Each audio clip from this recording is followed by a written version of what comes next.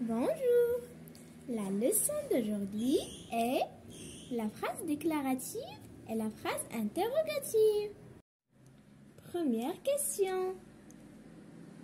Coche vrai ou faux? Les phrases. La phrase suivante est une phrase déclarative. Sauriez-vous trouver la solution?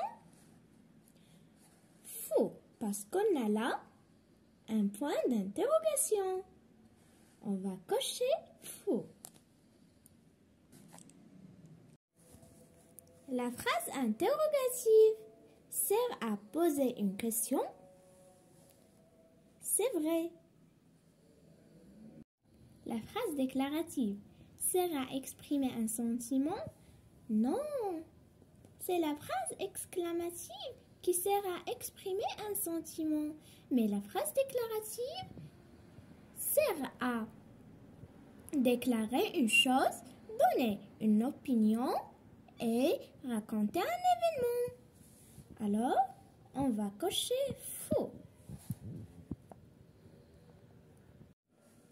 La phrase suivante est une phrase interrogative. Quel genre de musique aimes-tu?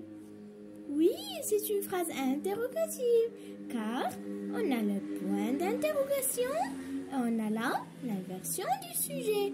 On va cocher vrai.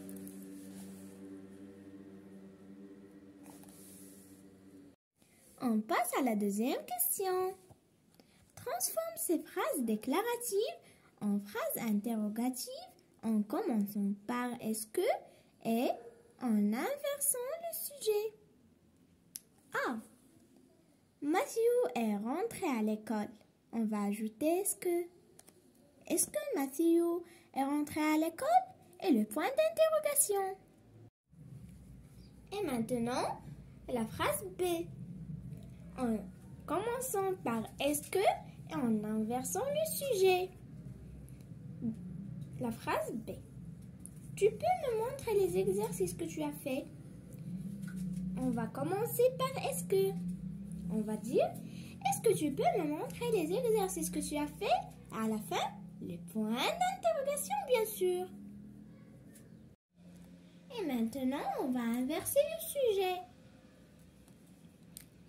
On va dire peux-tu me montrer les exercices que tu as fait? Et à la fin, le point d'interrogation.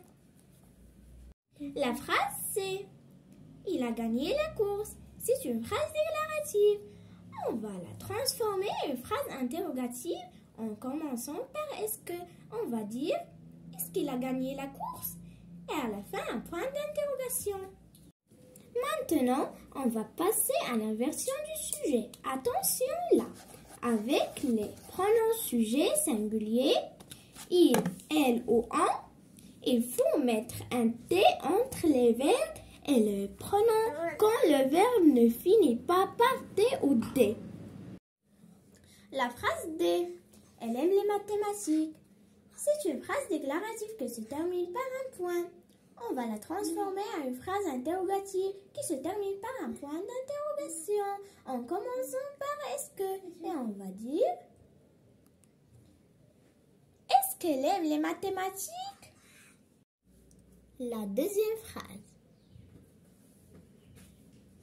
On va inverser les sujets.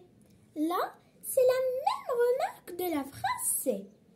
On va mettre un T entre le verbe et le sujet. Maintenant, le troisième exercice, la question. Réponds aux questions suivantes par une phrase déclarative. La phrase A. Quel est ton sport favori? Mon sport favori est le taekwondo. La phrase B. Comment s'appelle ton meilleur ami?